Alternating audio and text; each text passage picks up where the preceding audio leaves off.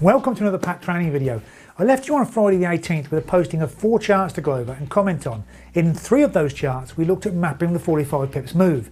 Now the 4th chart was looking at the market in terms of what we were to expect next, because after all the next bit is where we're going to make money, not from historic charts. So let's move straight on and begin with the 4th chart, which was posted on a previous post. Okay, so we had mapped out the 45 pips move and we saw the market turn up when it hit the 45 pip line at 26.70. Now later on, Pat Software showed us the white circle on green, and at this point there were 3 questions to ask. 1, what is likely to happen next? 2, what do I need to look for? And 3, when I find what I'm looking for, what do I need to do? Now let's work through these. 1, what is likely to happen? Well, Pat has showed us a white circle on green resistance, and we can draw from this that there is a very high probability that we are going to see an overall 90 pips move. 2, what do I need to look for? Well, this is not too difficult because we are just going to have to look around and see if we can find any stock taking that would give us a heads up on the direction of the move.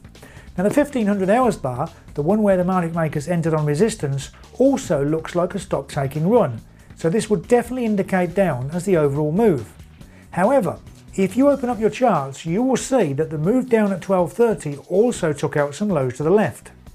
Now, we've seemed to have the potential stop runs to both the upside and downside, but we do need to make a decision. As the 1500 hour stop run was the most recent, I'm going to go with that, but I'll be ready to change my mind if I have to. Okay, so number 3, which is, when I find what I'm looking for, what do I need to do? I need to find a low risk entry point where I can enter the market. Now obviously from this chart I was quite late getting to the party, so to speak, and there was an earlier entry, but basically earlier on. However, I have to make the call now, so I'll just use the trade finder tool, which is the 3 yellow lines, to get in on retrace. As I said, I was late to the party, and after I placed the trade finder tool, the market did not actually lift back up again, so my sell order was not filled, but the first retrace, as you can see, gave perfect entry. So that is my entry taken care of, and now all that remains is where to take profits. Not too difficult, this one, as the trade range finder tool provides us with a target exit price. Okay, let's have a look at what happened. Well, there we go, just about as predictable as it gets. Take the profit at 26.47 and begin the whole process over again. How do we do that? Well, simple. The profit release has taken place, so we know the market makers will be looking to repeat the whole process over again. Remember, we just do what they do. We're not inventing something new here, and we have the most consistent trading method there is because they never change what they do, so we never change what we do. Okay, so we know that in order to repeat the process, the market makers must start the first process of the cycle again.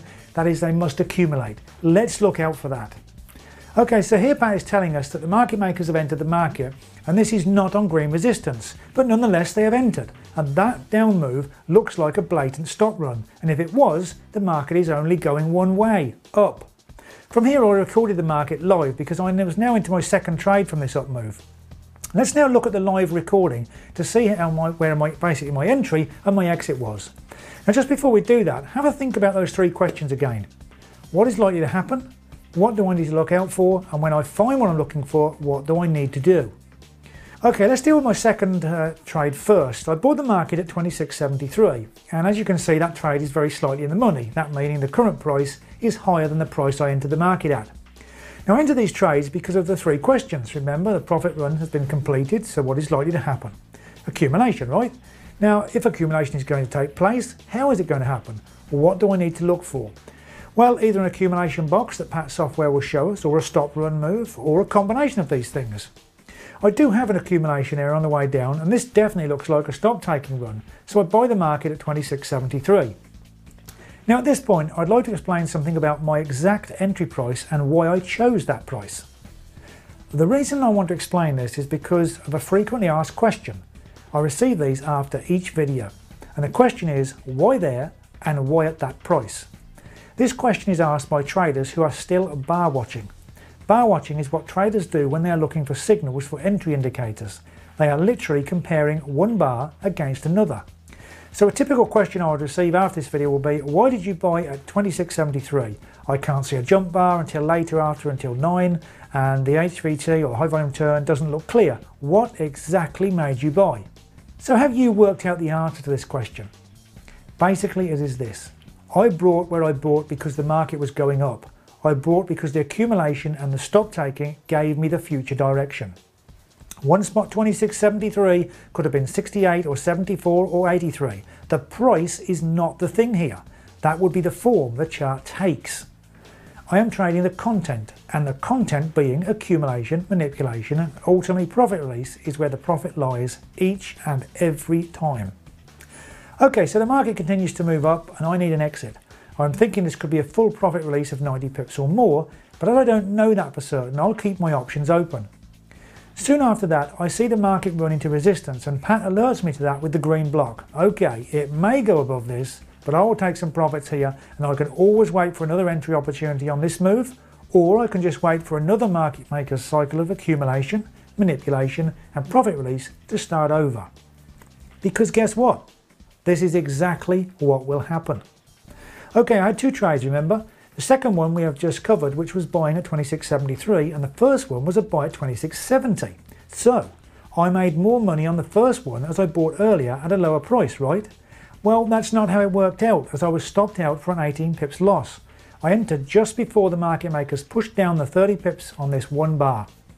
This push down stopped me out. It was that timing, and that was all it was. That is the nature of the business we're in.